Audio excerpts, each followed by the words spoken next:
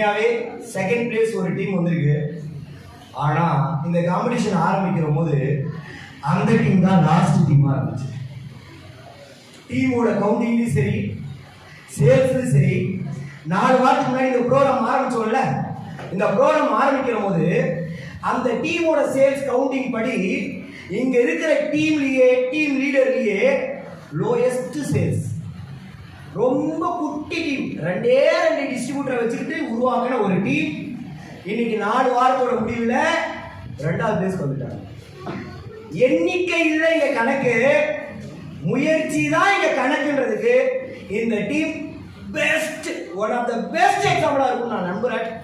ஏன்னா 14 வருஷம் எக்ஸ்பீரியன்ஸ்ல 2 பேரை வச்சுட்டு காம்படிஷன்ல செகண்ட் பிளேஸ் அடிக்கிறதுலாம் சாதாரண விஷயமே கிடையாது. அதுக்கு அவ்வளோ எஃபெக்ட் போட்டுருக்கோம். கரெக்டா இல்லைங்களா?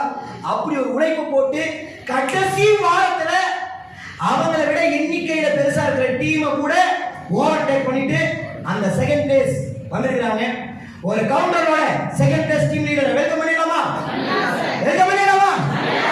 10 9 8 7 6 5 4 3 2 1 mister Arosilan Kumaran second place section. Hello welcome இல்லையா?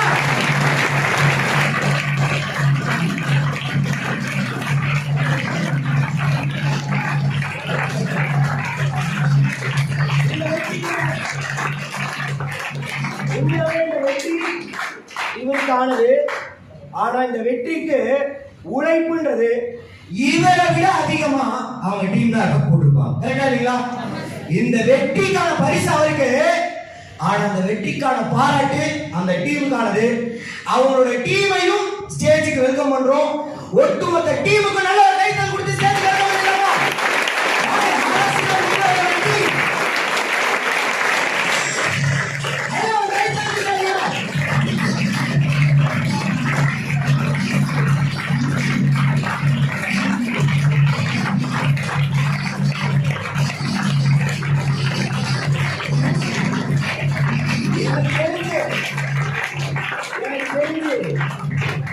இங்க இருக்கிற 14 பேர் காம்படிஷன்ல இந்த டீம் தான் குட்டி டீம்.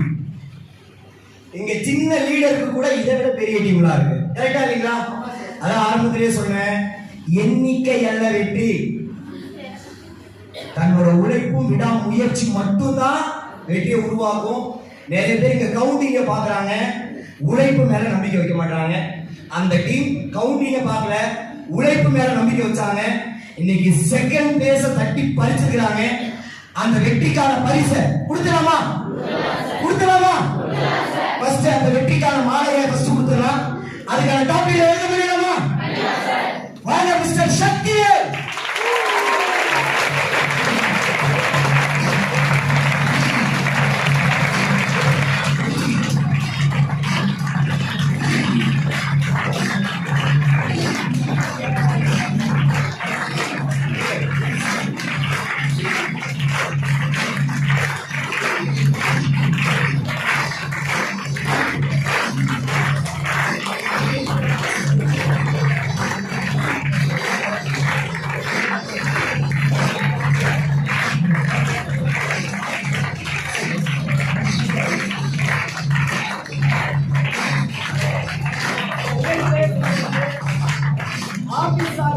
சின்னதா ஒரு கிஃப்ட், ஓகேவா?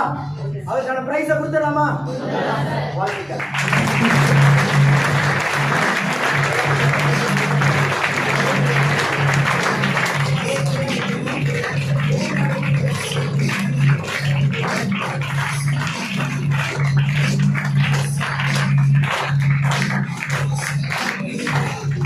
உண்மையிலே இந்த வெற்றி அந்த உழைப்புக்கு தான் கிடைச்சிருக்க தவிர டீமிங் எண்ணிக்கைக்கு கிடைக்கல.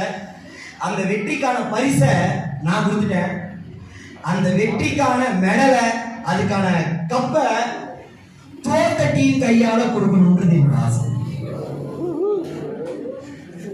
ஏங்க, கஷ்டப்பட்டு ஒருத்தவங்க ஜெயிச்சிருக்கிறாங்க, அவங்க கிட்ட விட்டு கொடுத்தவங்க கிட்ட கொடுத்தாதானே அடுத்த வாட்டி போட்டியாகும். இல்லையா? நான் பாட்டி ஸ்டேஜ்ல கொடுத்துட்டு போயிட்டேன்னா போட்டி எப்படி போட்டியா இருக்கும்? அடுத்த வாட்டி நீங்க ஜெயிக்கணுமா?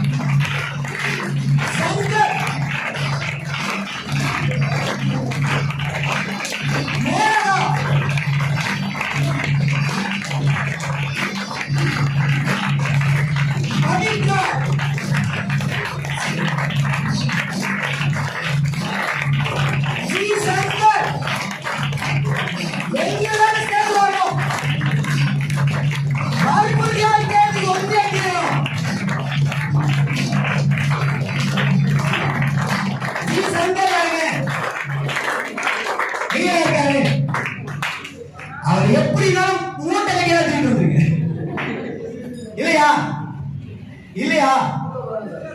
என்னங்க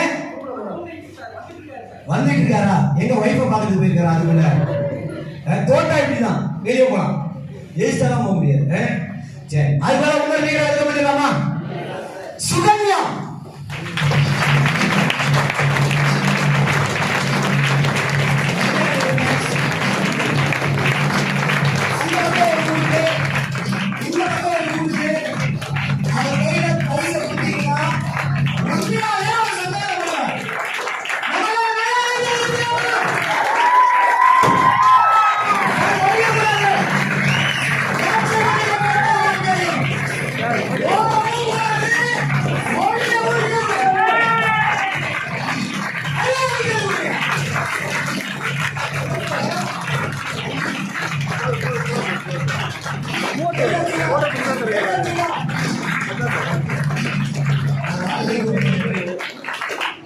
இது அவமானம் இல்ல, வெற்றிக்கான தூண்டுதல்.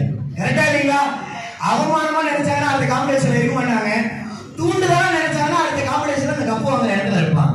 வாழ்த்துக்கள் வாழ்த்துக்கள் வாழ்த்துக்கள், 6 பேருக்கு வாழ்த்துக்கள், நல்ல கைத்தல் கொடுங்க. வாழ்த்துக்கள் வாழ்த்துக்கள் வாழ்த்துக்கள் வாழ்த்துக்கள் வாழ்த்துக்கள் சார். 6 பேருக்கு நல்ல கைத்தல் கொடுங்க. நீங்க சிறந்த பரிசு வாங்குறீங்க.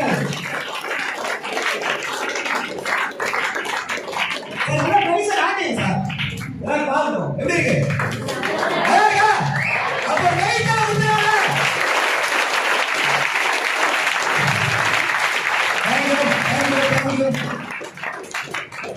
அந்த டீம்ல பெஸ்டா பெர்ஃபார்ம் பண்ண ஒரு 3 பேரை அவங்க கௌரவப்படுத்துறதுக்கு அவங்க கையில ஒரு சின்ன மெடல்.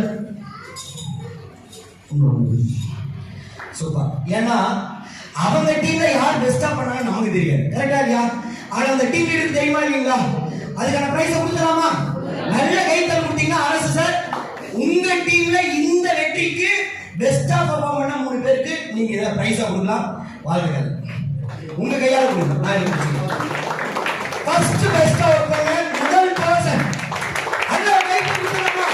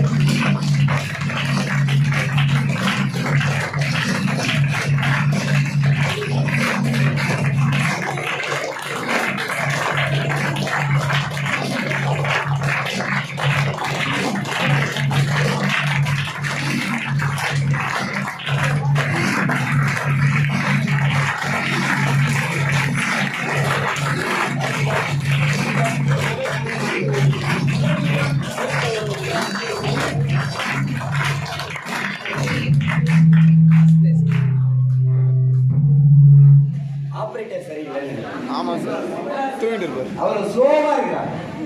சூப்பர். உண்மையாவே இந்த செகண்ட் எப்படி இருக்கு அப்படின்றது உங்களுக்கு தான் தெரியும். இதுக்காக எவ்வளவு ஹார்ட் ஒர்க் போட்டுருக்கீங்க உங்களுக்கு தான் தெரியும். அதை உண்மையை சொல்லுங்க, சொல்லி அடுத்த வாட்டி முதன்மை இடத்துக்கு வரணும், சொல்லணும், சொல்லி செய்யணும். ஓகேவா? சேலஞ்சுங்க. வாழ்க்கை. ஹலோ, கைத்தல் கொடுக்கலாமா?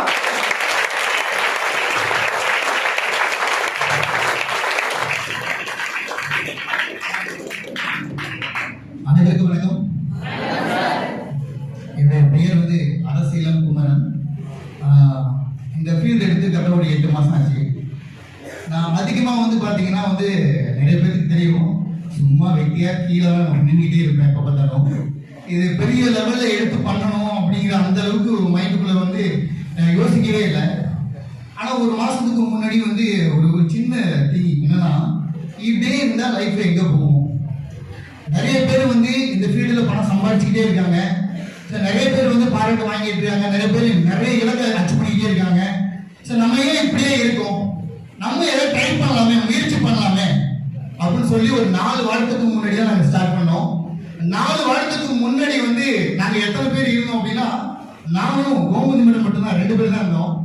அப்போ நாங்கள் 2 பேரும் வந்து அடிக்கடி பேசக்கூடிய விஷயம், முயற்சி பண்ணலாம், 7 மாசமா முயற்சி பண்ணலாம் பேசிக்கிட்டு தான் இருந்தோம். 4 வாரத்துக்கு முன்னாடி ஏன் ட்ரை பண்ணி பார்க்க கூடாது, இருந்தாலும் வந்து இது எப்படி முயற்சி பண்ணி யோசிக்கும் போது யாரோ ஒருத்தர் வந்து யோசிக்கணும்ல. நம்ம முயற்சி நம்ம வந்து ஃபர்ஸ்ட் வரதுக்கு, செகண்ட் வரதுக்கு, தேர்ட் வரதுக்கு யாரோ ஒருத்தர் வந்து நமக்கு ஒரு ஒரு எப்படி சொல்றதுன்னா ஒரு ஃபயர் வரணும்ல. அதுக்கு யாரோ காரணம் வேணும்ல. அதுக்கு மெயின் காரணம் என்னன்னா, உண்மையாவே காரணம் என்ன அப்படின்னா, உண்மையாவே நீங்க இங்க உட்காந்துருக்கீங்களா, நீங்க தான் காரணம். ஏன்னா என்னோட வயசு வந்து பாத்தீங்கன்னா 35 வயசு ஆகும். நீங்க நிறைய பேர் வந்து பாத்தீங்கன்னா 25 வயசு, 22 வயசு, பெண்கள்லாம் வந்து பாத்தீங்கன்னா ரொம்ப லாங்ல இருந்து வராங்க. வெறும் 20 வயசு, 22 வயசு, காலையில 6:30 மணிக்கு, 7:30 மணிக்கு, 8 மணிக்கு, மேரேஜ் ஆனவங்க பாத்தீங்கன்னா வந்து காலையில 8 மணிக்கு, நைட்டு 10 மணிக்கு இங்கே உட்காந்து ஒர்க் பண்ணிட்டு போறாங்க. அப்ப ஒரு லேடிஸ் வந்து பாத்தீங்கன்னா இவ்வளவு நேரம் உட்காந்து இவ்வளவு நேரம் ஒர்க் பண்றாங்க. ஒரு சின்ன வயசு பொண்ணு, ஒரு சின்ன வயசு பையன், அப்ப ஒரு பையனாலையும் ஒரு பொண்ணுனாலையும் இந்த அளவுக்கு பயங்கரமா தீவிரமா ஒர்க் பண்றாங்க. ஆனா நம்ம ஏன் இப்படி இருக்கோம் அப்படின்னு ஒரு 4 வருஷத்துக்கு உட்கார்ந்து யோசிக்கும் போதுதான் சரி நம்மளும் முயற்சி பண்ணலாம். சரி எப்படி முயற்சி பண்ணலாம் ஸ்டார்ட் பண்ணும்போது முதல் வாரம் வந்து ஸ்டார்ட் பண்ணேன். அப்பதான் ஃபர்ஸ்ட் வந்து பாத்தீங்கன்னா சுப்பிரமணியம் அப்படிங்கிற ஒரு நபர் வந்தாரு. ஃபர்ஸ்ட் வீக், அதாவது 4 வாரத்துக்கு முன்னாடி. அடுத்த ட்ரை பண்ணலாம் அப்படின்னு சொல்லி ட்ரை பண்ணும்போதுதான் ஒவ்வொரு நபரா வந்தாங்க. ஒட்டுமொத்தமாக எங்க டீம்ல வந்தது வந்து பாத்தீங்கன்னா ஃபுல் டைமா இருக்கிறது இந்த 5 பேர் மட்டும்தான். பார்ட் டைமா இருக்கிறது ஒரு 5 பேர். மொத்தமே நாங்க இருக்கிறது ஒரு 10 பேர் மட்டும்தான். அவ்வளவுதான். இந்த 10 பேர் வச்சு ஏன் ட்ரை பண்ண கூடாது? அப்ப வந்து பாத்தீங்கன்னா இந்த ஃபர்ஸ்ட் செகண்ட் அப்படின்னு சொன்னாங்க. இந்த ஃபர்ஸ்ட் செகண்ட் நம்ம உள்ள வரணும். அதாவது ஃபர்ஸ்ட் இடத்துக்கு உள்ள வரணும். இதுக்கு என்ன பண்ணலாம்னு உட்காந்து யோசிக்கும் போது மைண்டுக்குள்ள ஒரே விஷயம் யோசிச்சு என்ன யோசிச்சேன் அப்படின்னா, அதாவது நம்ம பணமும் வேணும், போஸ்டிங்கும் வேணும், அதே நேரத்தில் லெவலும் வச்சு பண்ணணும், அதே நேரத்தில் ஃபர்ஸ்ட் பிரைஸும் வரணும். அப்ப இதுக்கு என்ன பண்ணணும் அப்படின்னா ஒரே ஒரு விஷயம், போஸ்டிங். கம்பெனி கொடுத்திருக்க அந்த போஸ்டிங், கம்பெனி வந்து நிறைய போஸ்டிங் வச்சிருக்காங்கல்ல, அப்ப அந்த போஸ்டிங்கை நோக்கி ஓடினாவே நம்ம ஆசைப்பட்டது எல்லாருக்குமே கிடைக்கும் அப்படின்னு புரிஞ்சுக்கிட்டு நான் தெளிவா கோமதி பிளானிங் கொடுத்தேன். பிளானிங் கொடுத்து எடுத்து பண்ண சொன்னேன். கரெக்டா அவங்க ஒரே வாரத்திலேயே 29 சேல்ஸ் எடுத்தாங்க. அந்த ஒரே வாரத்துல என்ன பண்ணேன், போஸ்டிங் வச்சு பண்ணாங்க, லெவலும் வச்சு பண்ணாங்க. ஆட்டோமேட்டிக்கா அதுக்கு முன்னாடியே ஒர்க் பண்ணிருக்கேன். அதனாலதான் இந்த செகண்ட் அப்படிங்கிறதுக்கு வந்திருக்கேன். ஆனா அடுத்த வாரம், அடுத்த இந்த மாசம் நடந்துட்டு இருக்கு, இந்த மாசத்துல அந்த நம்பர் 1 அப்படிங்கிறதுல கண்டிப்பா வருவேன். ஏன்னா நம்பர் 1 அப்படிங்கிறதுல வந்தா என்ன நடக்கும் அப்படின்னா, என்னோட டீம்ல நிறைய பேர் லெவலும் வச்சு பண்ணுவாங்க, நிறைய பேர் வந்து பாத்தீங்கன்னா போஸ்டிங் வச்சு பண்ணுவாங்க, நிறைய பேர் அவங்க வீட்டுக்கு தேவையான நல்ல இன்கம் பார்ப்பாங்க. அதுக்காகவே அந்த நம்பர் 1 இடத்துக்கு வரதுக்கான அத்தனை முயற்சியும் 100% போடுன்னு சொல்லிட்டு இவ்வளவு நேரம் பேச வாய்ப்பு கொடுத்த சக்திவேல் சாருக்கு நன்றி சொல்லிக்கிறேன். தேங்க்யூ.